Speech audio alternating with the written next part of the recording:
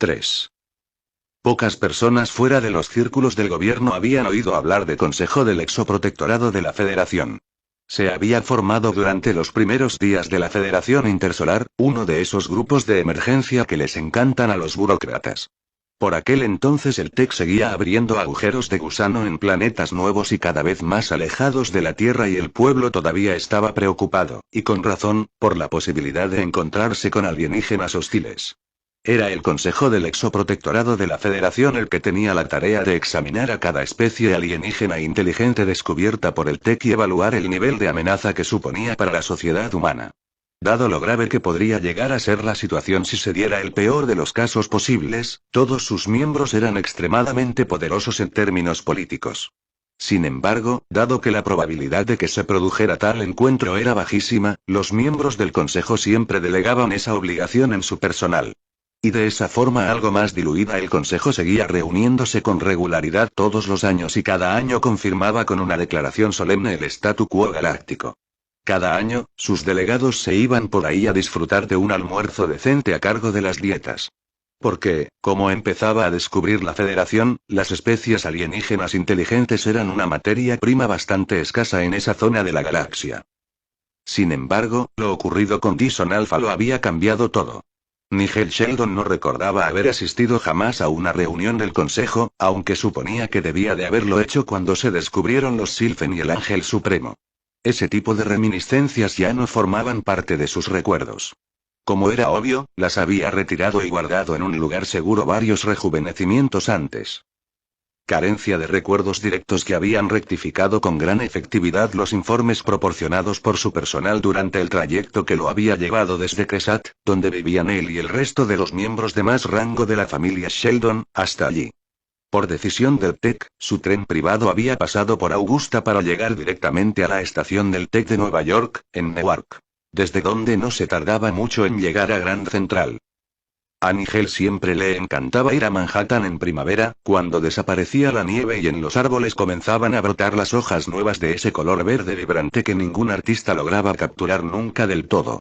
Una flota de limusinas aguardaba en la estación Grand Central para llevarlo a él y a su séquito a las oficinas de desarrollo y exploración de la Federación, citas en la Quinta Avenida, a muy poca distancia de la estación. El rascacielos tenía más de 150 años y con 278 pisos, ya no era el más alto de aquella antigua isla metropolitana, pero seguía acercándose. Había llegado temprano, antes que los demás miembros del consejo. El nervioso personal habitual lo había acompañado, a él y a su séquito, a la sala de conferencias principal, en el piso 225. No estaban acostumbrados a recibir delegaciones tan importantes y se notaba en los agitados preparativos que llevaban a cabo para que la sala estuviera en perfecto estado de revista cuando comenzara la reunión. Así que desechó con un gesto todas sus preguntas y les dijo que siguieran con lo que estaban haciendo, él esperaría tranquilamente a que llegaran los demás miembros. Momento que aprovechó su séquito para rodearlo con un movimiento fluido y protector. Desde la sala de conferencias podía asomarse a Central Park por encima de los edificios vecinos. La pátina de flora terrestre era tranquilizadora y brillaba bajo el sol vespertino. En los últimos tiempos casi no quedaban árboles alienígenas en el parque. Durante las 8 últimas décadas, los comisionados para la protección del medio ambiente de las naciones federales unificadas habían impuesto cada vez con más severidad las leyes de protección de las especies autóctonas de la Tierra. Aunque allí estaba el brillante árbol de Mahón, que resplandecía en el centro del parque, dominándolo todo. Cada una de sus hojas tenía forma de espiral y reflejaba los prismas de luz en su pulida superficie plateada. Llevaba allí más de 300 años y era uno de los únicos 8 árboles que se habían conseguido trasplantar tras sacarlos de su extraño planeta nativo. Llevaba los últimos 100 años ostentando el título de monumento de la ciudad. Un concepto que a Nigel le gustaba. Cuando los neoyorquinos tomaban una decisión, ni siquiera el bloque defensor del medio ambiente de las MFU podía hacerlos cambiar de opinión, y de ninguna de las maneras pensaban renunciar a su Mahón, un ejemplar tan valioso como único. El ayudante ejecutivo de Nigel, Daniel Alster, le llevó un café que se tomó mientras contemplaba la ciudad. Mentalmente intentaba esbozar los cambios que había visto en el perfil de la ciudad a lo largo de los siglos. Los edificios de Manhattan parecían mucho más esbeltos, pero eso era en realidad porque eran mucho más altos. También había cierta tendencia hacia una arquitectura más elaborada o artística. A veces el resultado era espléndido, como ocurría con el gótico contemporáneo de cristal del edificio Stoet. Otras veces, bastante más prosaico, como en el caso del retorcido y lleva. Lo cierto era que a él los fracasos no le molestaban demasiado, al menos con eso la ciudad entera era diferente, al contrario que la mayor parte de las monótonas extensiones urbanas de los mundos colonizados. Rafael Columbia, el jefe de la Junta Directiva Intersolar de Crímenes Graves, fue el segundo miembro del consejo en llegar. Nigel había oído hablar de él, por supuesto, aunque los dos hombres nunca se habían visto en persona. Es un placer conocerlo al fin, dijo Nigel cuando se estrecharon la mano. Su nombre no deja de surgir en los informes que nos manda la División de Seguridad. Rafael Columbia lanzó una risita. En un contexto positivo, espero. Tenía algo más de 200 años y el aspecto físico de un hombre de 50 y tantos. Al contrario que Nigel, que rejuvenecía cada 15 años, Rafael Columbia pensaba que una apariencia de madurez era esencial para su cargo. Su edad aparente le daba unos hombros amplios y un torso inmenso que necesitaba mucho ejercicio para mantenerse en pie. Tenía una espesa mata de cabello plateado que llevaba corto y peinado con elegancia, acentuando la expresión un poco amarga que lucía de forma permanente su rostro plano. Unas cejas pobladas y unos ojos brillantes de color verde grisáceo lo identificaban como miembro de la familia Algard. Sin esos contactos, jamás habría obtenido el cargo que ostentaba en esos momentos dentro de la administración de la Federación. Los Algard habían fundado Edinburgh, uno de los planetas industriales pertenecientes a los 15 grandes que los había convertido en una importante dinastía intersolar, y que les había proporcionado casi tanta influencia como la que tenía la familia de Nigel dentro de la Federación. Oh, sí, dijo Nigel. La incidencia de crímenes graves parece haber bajado en los últimos tiempos, al menos los cometidos contra el TEC. Se lo agradezco. Hago lo que puedo, dijo Rafael. Son esos grupos pertenecientes al nuevo nacionalismo que no dejan de aparecer para hostigar a los gobiernos planetarios los que presentan la mayor fuente de problemas. Cuantos más los frustramos, más agresivos se hacen sus partidarios más acérrimos. Si no tenemos cuidado, vamos a ver otra de esas desagradables oleadas de ataques terroristas contra la Federación, como en el 22. ¿De verdad cree que se llegará a eso? Espero que no. El Departamento de Diplomacia Internacional cree que los grupos actuales solo reclaman un estatus político para justificar sus actividades. En realidad su base es más delictiva que otra cosa. En cuyo caso, deberían cumplir su ciclo natural y extinguirse. Gracias a Dios. No quiero retirar las salidas de ningún otro planeta, ya hay suficientes mundos aislados tal y como están las cosas. Creía que el único planeta problemático de verdad que quedaba era Tierra Lejana. Y no es que eso se vaya a curar jamás. Rafael Columbia asintió con gesto grave. Creo que, con el tiempo, hasta Tierra Lejana se podrá civilizar. Cuando el TEC comience la fase 4, ese planeta quedará totalmente incorporado a la Federación. Estoy seguro de que tiene razón, dijo Nigel, no muy convencido. Pero va a pasar mucho tiempo hasta que empecemos a pensar en la fase 4. La vicepresidenta de la Federación, Elaine Doy, entró en la sala de conferencias charlando con Thomson Burnelli, el senador de la Federación que presidía la comisión científica. Sus respectivos ayudantes los seguían a pocos pasos, murmurando en voz baja entre ellos. Elaine Doy saludó a Nigel con tono educado y neutro, con cuidado de mantener su actitud en un plano profesional. Sheldon le devolvió el cumplido con gesto impasible. La vicepresidenta era una política de carrera que había dedicado 180 años de su vida a escalar los puestos que la habían llevado al cargo que ostentaba en ese momento. Hasta sus rejuvenecimientos se orientaban a la tarea de lograr el ascenso. El tono de su piel se había ido profundizando poco a poco hasta adquirir el color del ébano más oscuro, lo que enfatizaba su procedencia étnica. De hecho, durante ese mismo periodo, su rostro había abandonado sus rasgos femeninos más atractivos para adquirir un aspecto bien parecido pero más severo. Nigel tenía que tratar con ese tipo de políticos de forma casi constante y los despreciaba a todos y cada uno de ellos. En su lejana e idealista juventud, cuando había construido el primer generador de agujeros de gusano, había soñado con dejarlos a todos atrás, en la Tierra. Quería que los nuevos planetas se desarrollaran con una libertad absoluta y se convirtieran en refugios del libre albedrío. En los últimos tiempos había aceptado que dominara el gobierno humano, era el precio que debía pagar una sociedad civilizada, después de todo, alguien tenía que mantener el orden. Pero eso no significaba que le tuviera que gustar aquel eterno comportamiento narcisista e interesado. Y consideraba que Doy era uno de los especímenes más censurables, siempre lista para ascender a costa de otros. Con la siguiente elección presidencial a punto de producirse, en solo 3 años, la vicepresidenta había comenzado la última etapa de su campaña, que ya duraba un siglo. El apoyo de Nigel garantizaría el acceso de la dama al Palacio Presidencial de Nuevo Río. De momento no se lo había dado. Thompson Burnelli fue menos efusivo. Era un hombre sin pelos en la lengua y el delegado norteamericano de las MFU en el Senado de la Federación y como tal representaba a un gigantesco conglomerado de viejos y poderosos intereses creados por algunas de las grandes familias más ricas del planeta.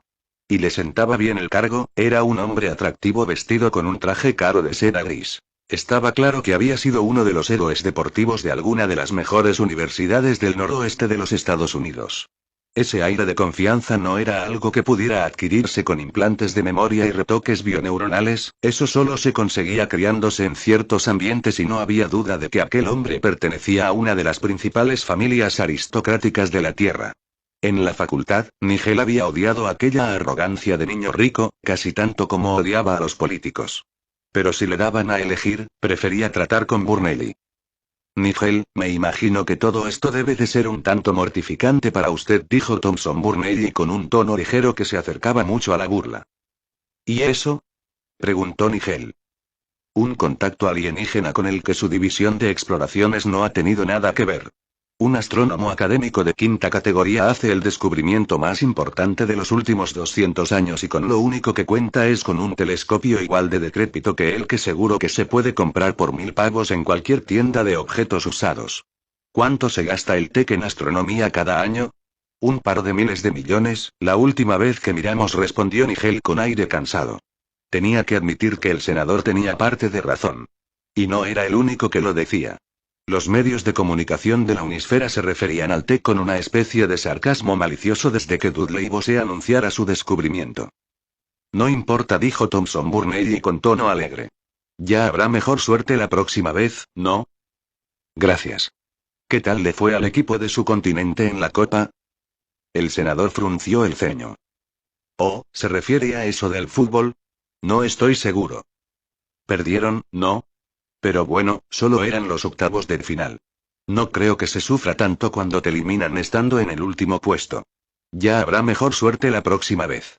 Nigel esbozó una sonrisa fría cuando el senador se dio la vuelta para saludar a Rafael Columbia.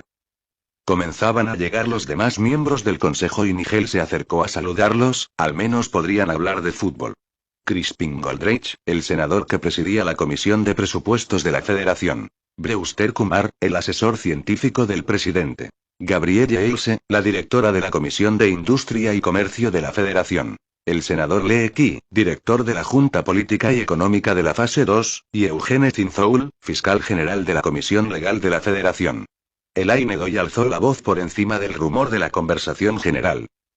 Creo que ya podemos dar comienzo a esta reunión, dijo. Todo el mundo miró a su alrededor y asintió, después empezaron a buscar sus respectivos asientos. Nigel le lanzó una mirada penetrante a la única silla vacía y se sentó a la izquierda de la vicepresidenta, que era la que presidía la reunión. Según el protocolo, él era el vicepresidente del Consejo del Exoprotectorado. Los ayudantes comenzaron a instalarse detrás de sus jefes. La vicepresidenta se giró y se dirigió a su jefa de personal, Patricia Cantil. ¿Podría pedirle a Laís que se conectara, por favor? Fue entonces cuando Otzi Fernández Isaacs decidió hacer su entrada. Nigel aplastó la sonrisa que se estaba formando en sus labios y todos los demás lo miraron igual de sorprendidos. Deberían haberlo sabido. En los viejos tiempos, cuando Nigel y Otzi elaboraron las matemáticas que hicieron posibles los generadores de agujeros de gusano, aquel muchacho era un excéntrico en estado puro. Durante todos sus años de facultad los momentos de genio puro y duro pugnaron con la estupidez de surfero por el dominio de la personalidad del joven. Una época que Nigel se había pasado enfermando de preocupación por los días que Otzi se pasaba haciendo chifladuras para luego sacudir la cabeza maravillado cuando su amigo descifraba los problemas que él había considerado insolubles. Habían formado un gran equipo, lo bastante bueno como para comprimir el espacio y permitir que Nigel se encontrara en Marte a tiempo de ver el aterrizaje de la nave espacial de la NASA. Después de eso, tomar a la bestia que habían creado fue siempre trabajo de Nigel, fue él el que transformó el temperamental prototipo de equipo físico de alta energía en el medio de transporte definitivo, y él el que, en el proceso, diseñó la corporación más grande que había conocido jamás la raza humana. La gestión, las finanzas y la influencia política no eran cosas que interesaran a Ochie. Él solo lo quería para salir por ahí y ver las maravillas que le ofrecía la galaxia. Lo que lo había convertido en una leyenda, en el salvaje de la Federación, el gurú definitivo del estilo de vida alternativo, era el tiempo que pasaba en la civilización, entre incursión e incursión por estrellas vírgenes. Las chicas, los vicios viejos y los magníficos estimulantes narcóticos nuevos, químicos y bioneuronales, de los que él era pionero. El mundo de Ochie, el planeta congruente con la vida humana en el que se suponía que vivía él solo, en un palacio del tamaño de una ciudad. Décadas pasadas como vagabundo poeta recorriendo los mundos para presenciar desde abajo el surgimiento de las nuevas culturas planetarias.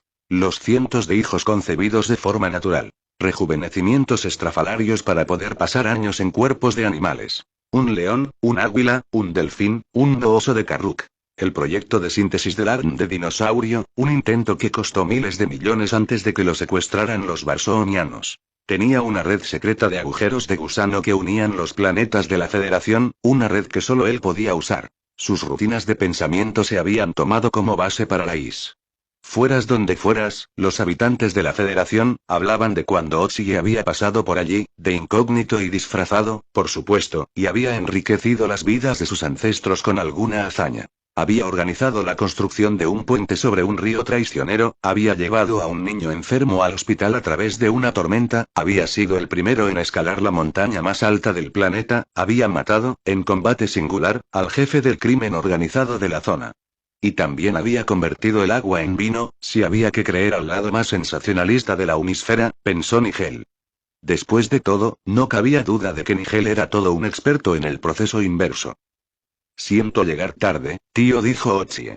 Le dedicó a la vicepresidenta un amigable saludo al acercarse a la última silla vacía. Al pasar por detrás de Nigel, le dio unas palmaditas en la espalda. Me alegro de verte, Nige, ¿cuánto tiempo? Hola, Ochie, dijo Nigel con tono despreocupado, aquel tío no iba a ser más que él. Lo cierto era que habían pasado 17 años desde la última vez que se habían visto en persona. Ochie llegó por fin a su silla y se despatarró sobre ella con un suspiro de felicidad. ¿Alguien tiene un poco de café? Tengo una resaca del carajo. Nigel dio un rápido capirotazo con el dedo y Daniel Alster pidió una taza. Varios miembros del consejo hacían auténticos esfuerzos para no censurar la irrespetuosa actitud de la leyenda. Que era, como bien sabía Nigel, lo que Ochie estaba deseando. Había veces que le parecía que no tenía ningún sentido que Ochie se sometiera a más rejuvenecimientos, aquel hombre podía ser pura juventud sin ayuda de las hormonas que invaden cualquier cuerpo adolescente. Pero la aceptación y la adoración que le ofrecía toda la Federación debían de llenar de contento al fin a ese mismo chaval afrolatino.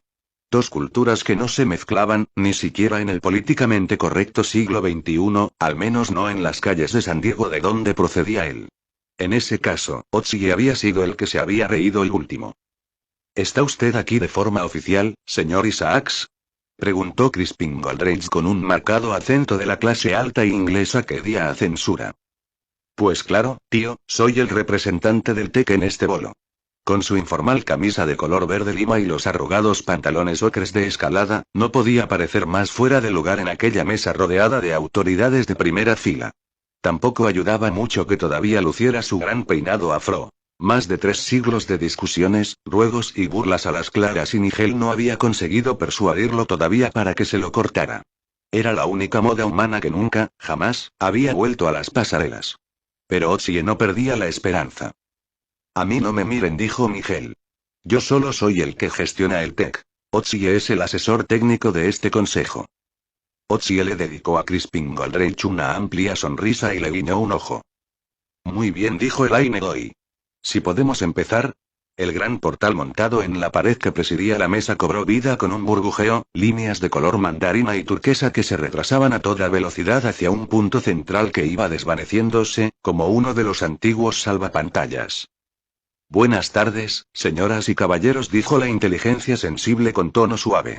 Es un placer para nosotros asistir a lo que con toda seguridad será una reunión histórica. Gracias, dijo la vicepresidenta. Muy bien, Brewster. Si tienes la bondad, por favor. El asesor científico de la presidencia miró a todos los presentes en la mesa. En realidad, no hay mucho que pueda añadir a las noticias dadas por la Unisfera, salvo confirmar que es real. A petición nuestra, el TEC ha abierto un agujero de gusano de exploración en el espacio interestelar, más allá de Tanyata, y ha utilizado sus instrumentos para confirmar el cerco. Nuestro equipo es bastante más sofisticado que los telescopios utilizados por Dudley Bose, dijo Miguel, que no hizo caso de la risita desdeñosa de Thomson Burnelli. Aún así, hay muy pocos datos puros disponibles. El proceso entero tarda unos 2/3 de segundo. No creemos que la barrera pueda ser un caparazón físico, debe de ser algún tipo de campo de fuerza. ¿Un campo que aísla el espectro visual? Preguntó Leeki.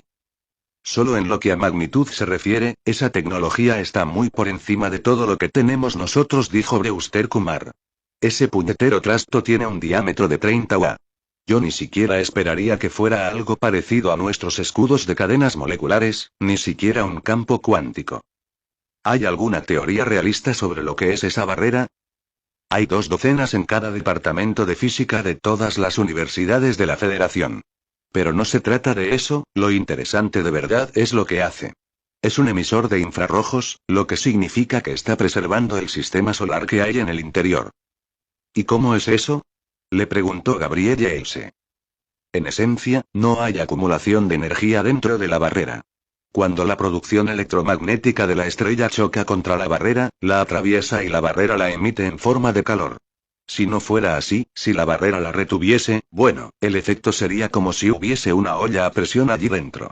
Creemos que la barrera también irradia el viento solar en forma de energía infrarroja, aunque a esta distancia es difícil decirlo. En otras palabras, dijo Miguel. No sabemos quién puso esas barreras alrededor del Pardison, pero siguen viviendo dentro tan tranquilos. Las condiciones del interior no han cambiado. Lo que nos lleva a la siguiente consideración, dijo Brewster Kumar. ¿Esas barreras las levantaron los alienígenas que viven en las estrellas o se las impusieron? En ninguno de los casos sería demasiado positivo para nosotros. ¿Cómo puede ser perjudicial para nosotros el aislacionismo? Preguntó Rafael Columbia. En nuestra historia, el aislacionismo, por tradición, es una actitud que se adopta en épocas de hostilidad, dijo Miguel. Una situación que debió de darse en el Pardison cuando se produjo el cerco. Si fueron las civilizaciones alienígenas de estos 2 sistemas estelares las que erigieron las barreras, tenemos que considerar la posibilidad de que sus motivos fueran defensivos. En ese caso, el arma contra la que se estaban protegiendo debía de ser temible. La alternativa es igual de mala, que alguna otra especie alienígena los temiera tanto que los quisiera encerrados. En cualquiera de los casos, bien podría haber 2 especies alienígenas por ahí, ambas con unas armas y una tecnología tan superiores a las nuestras que lo mismo podrían ser mágicas. Gracias, Sir Arturo, murmuró Ochie. Nigel le sonrió a su viejo amigo, dudaba que cualquiera de los presentes hubiera entendido la referencia. Todos eran demasiado jóvenes, les faltaba como mínimo un siglo para entenderlo. Creo que se equivoca al asignarles motivos humanos, dijo Gabrielle Eise. ¿No podría ser un simple caso de par en el mundo que yo me bajo? Después de todo, los Sylphen son bastante insulares. ¿Insulares, dice? Exclamó Rafael Columbia. Están tan extendidos por la galaxia que ni siquiera sabemos en cuántos planetas se han asentado. El propósito de este consejo es examinar el peor de los casos posibles, dijo la vicepresidenta. Y no cabe duda de que un cuadro hostil en la zona es algo plausible. Hablando de los Sylphen, dijo Ochie. ¿Por qué no les preguntamos lo que está pasando por ahí abajo y ya está? Lo hemos hecho, dijo la vicepresidenta. Dicen que no lo saben muy bien. Coño, eso lo dicen sobre todo. Les preguntas si mañana va a salir el sol y seguro que se rascan el culo y te preguntan qué quieres decir con mañana. No se les puede preguntar directamente algo así. Son unos puñeteros místicos y unos gandules, hay que perseguirlos y engañarlos para que te den una respuesta. Sí, gracias, señor Isaacs, soy consciente de ello. Entre nuestro personal tenemos un buen número de personas especializadas en la cultura Sylphen, todas las cuales están explorando esa vía con la máxima urgencia. Con un poco de suerte, conseguirán persuadir a los Sylphen para que nos den una respuesta más coherente. Hasta que eso ocurra, solo nos queda confiar en nuestros propios medios. De ahí la necesidad de celebrar esta reunión del Consejo. Otzi le lanzó una mirada furiosa y después se acurrucó en la silla para enfurruñarse a gusto. Yo no creo que una agencia externa pudiera haberle impuesto la barrera a esas estrellas, dijo Leeki. No es lógico. Si temes tanto a alguien y tienes la capacidad de encerrar estrellas enteras, no levantarías una barrera permeable. La utilizarías como una olla a presión o incluso algo peor. No, yo apuesto a que era defensiva. Algo muy desagradable se dirigía hacia el Pardison y este decidió cerrarle la puerta en la cara. En cuyo caso, ¿dónde está ahora?, preguntó Thompson Burnelly. Exacto, dijo Brewster Kumar. Ya no existe, dijo Otzi. Y todos vosotros sois unos paranoicos. ¿Tendría la bondad de matizar eso?, dijo Thompson Burnelly sin inmutarse. Vamos, tío. El Pardison está a más de 12.000 años luz de Tanyata. Todo eso ocurrió cuando el puto Imperio Romano gobernaba la Tierra. La astronomía es historia. Más bien por la época de Genghis Khan que por la de los romanos, dijo Brewster Kumar. Y ninguna cultura tan poderosa y avanzada como la del Pardison o la de su agresor va a desvanecerse en un único milenio. Desde luego nosotros no lo hicimos, y todavía no nos acercamos ni de lejos a ese nivel tecnológico.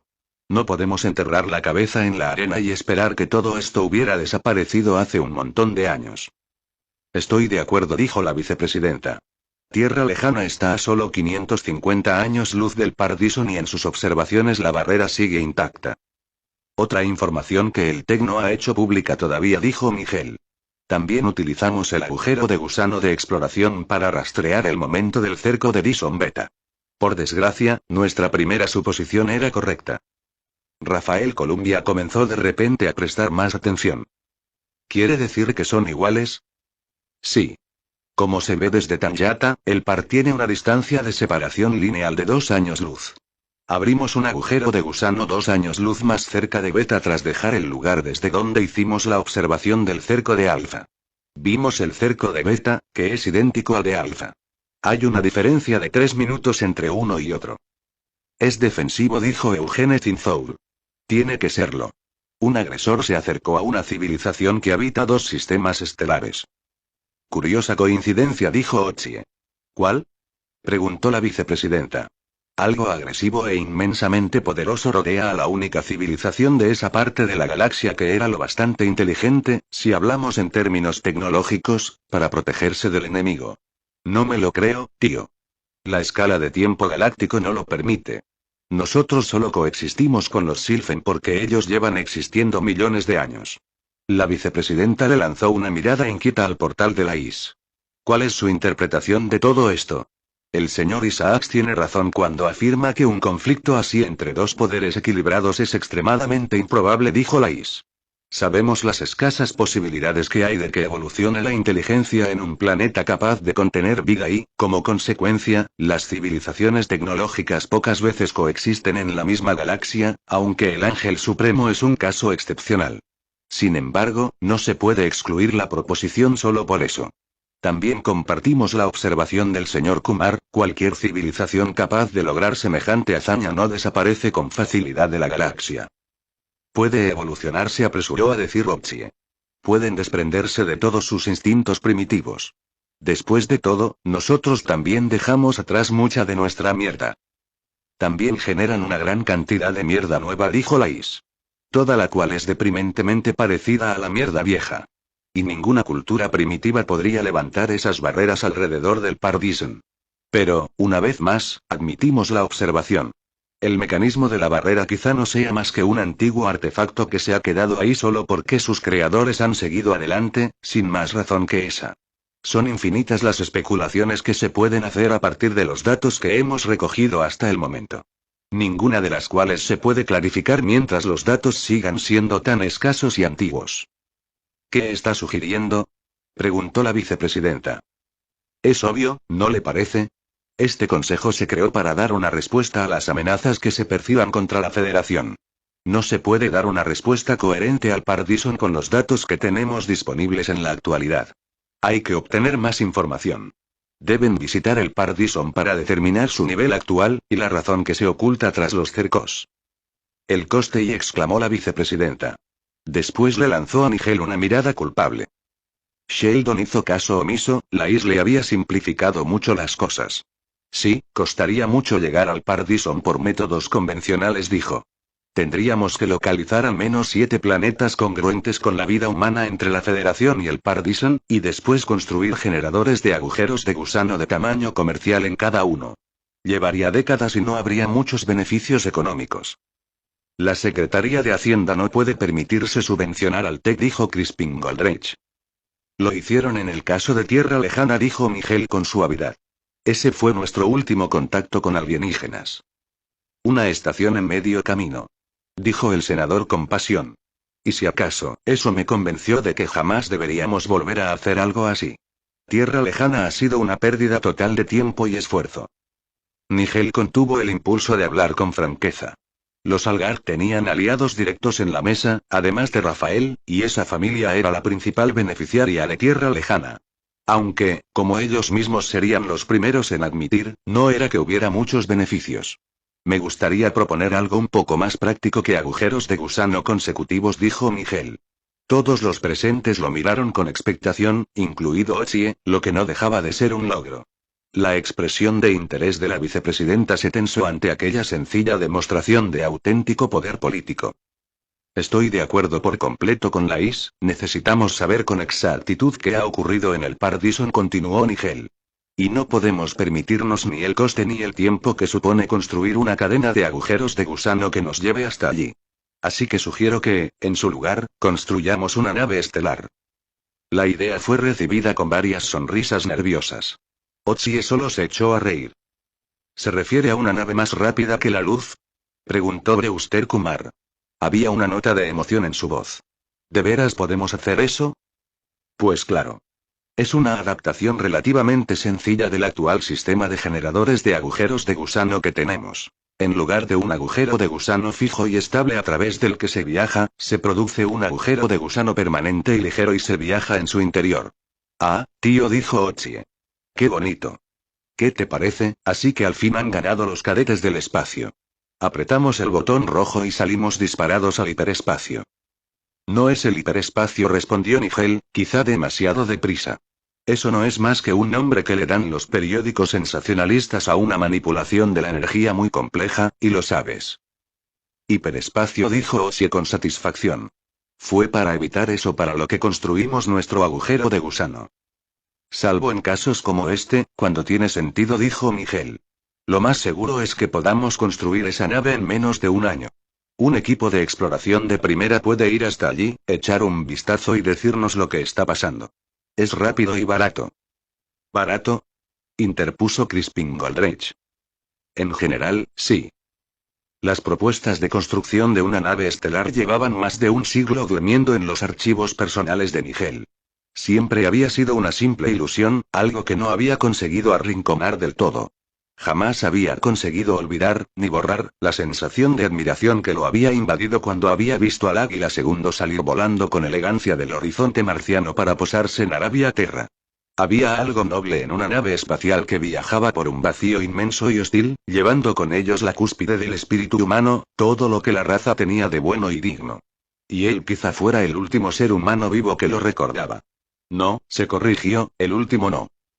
La Corporación TEC y el Tesoro Público de Augusta estarían dispuestos a financiar hasta un 30% de los costes de equipamiento.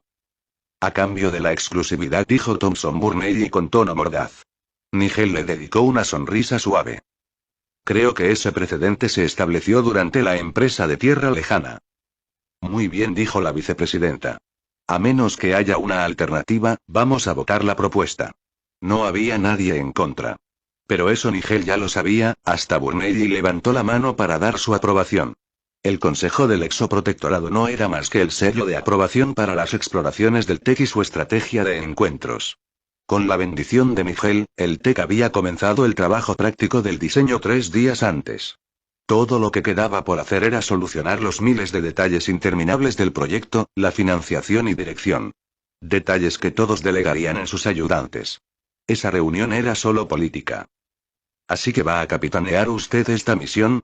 Preguntó Rafael Columbia cuando se levantaron para irse. No, dijo Miguel. Por mucho que me apeteciera, ese cargo requiere unas cualidades y una experiencia que me temo que yo no poseo, ni siquiera rebuscando en el depósito seguro de mi clínica de rejuvenecimiento. Pero conozco al hombre que sí las tiene.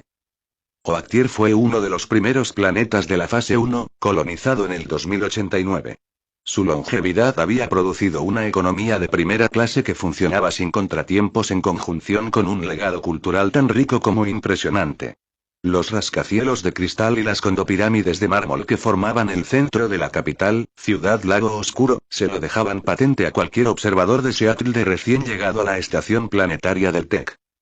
La mayor parte de los colonos habían llegado de Canadá y Hong Kong, con una agradable proporción de residentes de Seattle uniéndose a ellos después. Por tanto, las influencias del planeta eran ilustres y variadas, tendencias ultramodernas que compartían espacio con tradiciones antiguas mantenidas con esmero. Con aquellas raíces, la formalidad y el trabajo duro se habían ido filtrando a lo largo de los siglos en el genoma de la población. Como pueblo, prosperaron y se expandieron. 240 años después de la colonización, la población superaba ya los 1.000 millones y se extendía por 8 continentes. La inmensa mayoría trabajaba con diligencia y vivía bien. Con el legado de Seattle ejerciendo, quizá, cierto peso en la decisión, Ciudad Lago Oscuro se había establecido en una zona de colinas por debajo del trópico.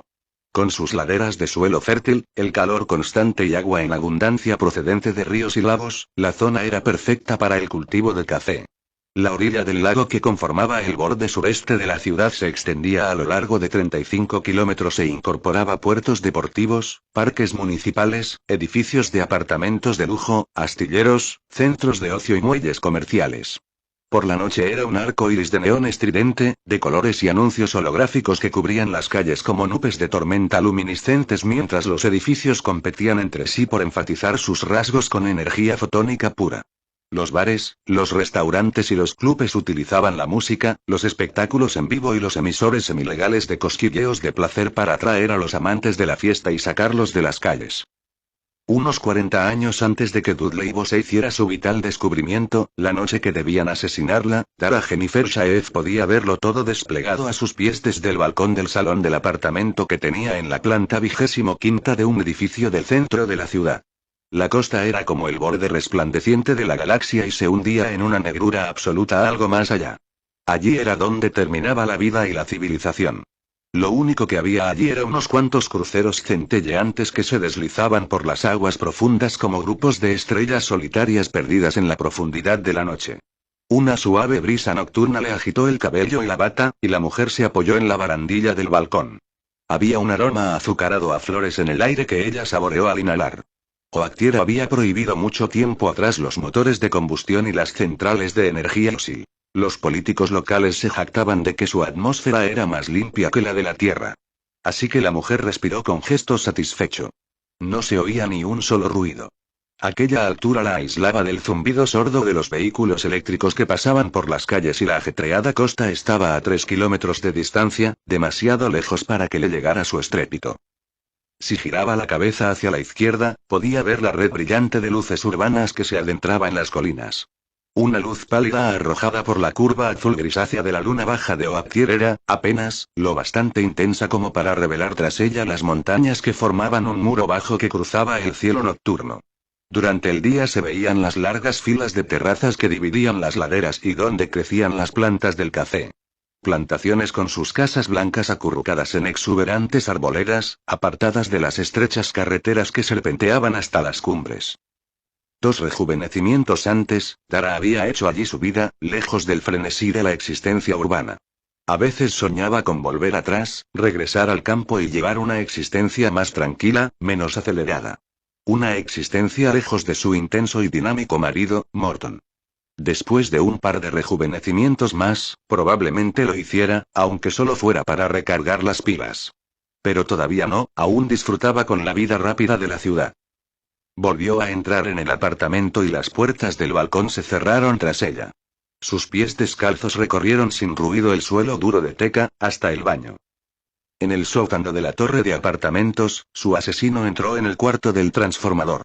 Quitó la tapa de uno de los armarios de las matrices que gestionaban el edificio y sacó una matriz de mano del bolsillo. La unidad extendió un trozo de cable de fibra óptica con un enchufe estándar en forma de V en un extremo que el hombre conectó a la toma de corriente de mantenimiento que había quedado expuesta en el armario. Se descargaron varios programas nuevos que enseguida se adentraron e invadieron los programas existentes. Una vez hecho eso, el hombre lo desenchufó todo y volvió a colocar la tapa con la llave adecuada. El suelo y las paredes del baño de Tara Jennifer Shaef estaba decorado con grandes losas de mármol marrones, mientras que el techo era un único espejo gigante.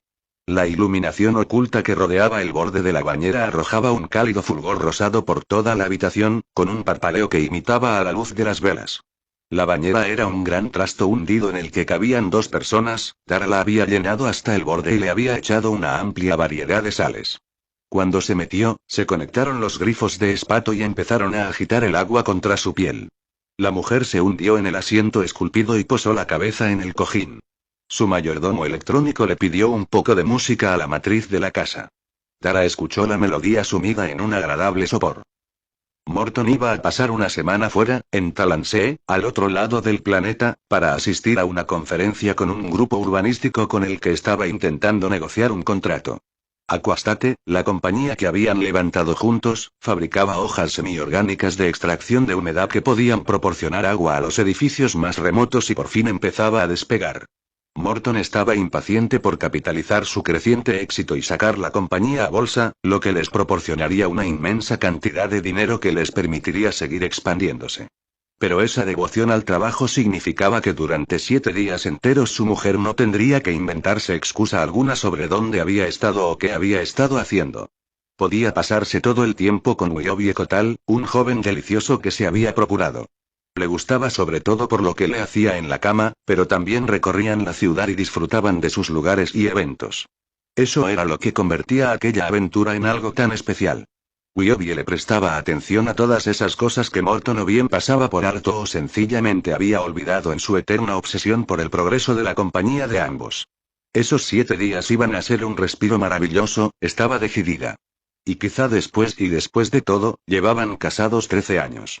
¿Qué más quería Morton? Al final, los matrimonios siempre se anquilosaban. Te dabas un apretón de manos y seguías adelante. Su asesino cruzó el vestíbulo de la planta baja y su mayordomo electrónico pidió que un ascensor lo llevara al piso 25. Se quedó debajo del discreto sensor de seguridad que había sobre las puertas mientras esperaba. No le importaba. Después de todo, la que llevaba no era su cara. Tara seguía deliberando sobre lo que iba a ponerse esa noche cuando el inolvidable y poderoso coro de la orquesta se desvaneció de repente. Las luces del baño se apagaron. Los chorros de espato se cerraron y Tara abrió los ojos resentida. Un corte de luz era lo más aburrido del mundo. Se suponía que el apartamento era inmune a ese tipo de cosas, pensó. Desde luego no le había pasado jamás. Después de unos segundos las luces todavía no habían vuelto.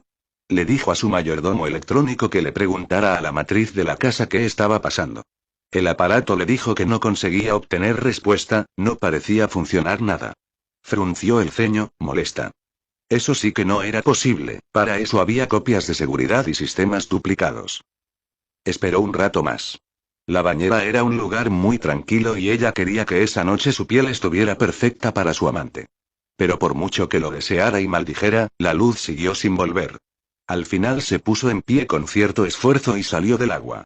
Fue entonces cuando se dio cuenta de lo oscuro que era el apartamento.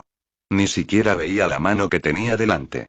Utilizó la irritación para ahogar cualquier brote de preocupación auténtica y decidió no buscar a tientas una toalla. En lugar de eso, salió con cuidado al pasillo. Por lo menos allí había un reflejo de luz. Salía del amplio arco que llevaba al salón.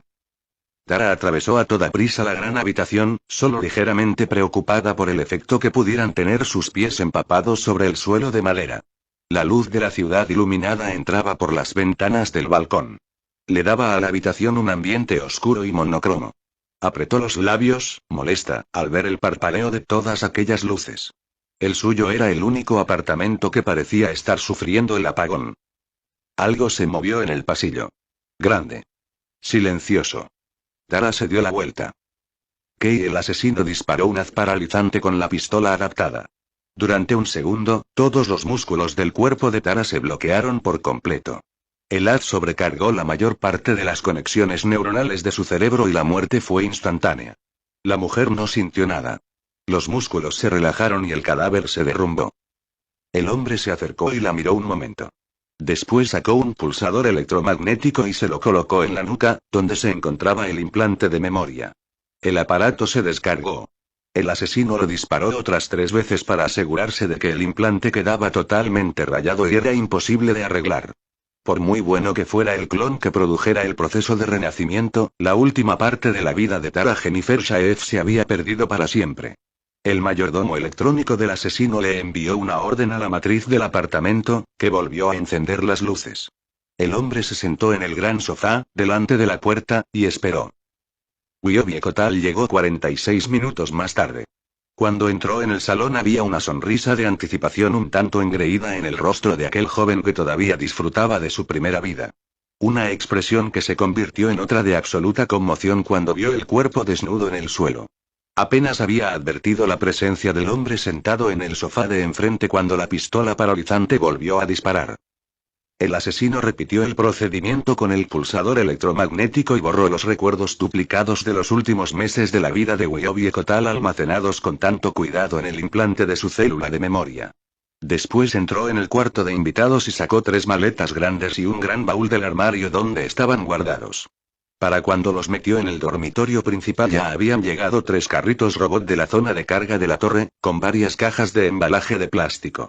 La primera tarea del asesino fue meter los cuerpos en las 2 cajas más grandes y sellarlas. Después se pasó las 2 horas y media siguientes recogiendo todos los objetos de Tara que había en el apartamento y llenando poco a poco las cajas restantes con ellos. La ropa la metió en las maletas y en el baúl. Cuando terminó, los carritos cargaron otra vez las cajas y se las llevaron por el ascensor de servicio hasta la zona de carga, donde aguardaban 2 camiones de alquiler. Las cajas que contenían los cuerpos entraron en un camión mientras que todo lo demás fue a parar al otro. Arriba, el asesino vació la bañera y luego les ordenó a las doncellas robot que le hicieran al apartamento una limpieza de primera clase. Dejó a las maquinitas muy atareadas, fregando suelos y paredes, quitando suciedad y polvo, y de camino a la puerta fue apagando todas y cada una de las luces.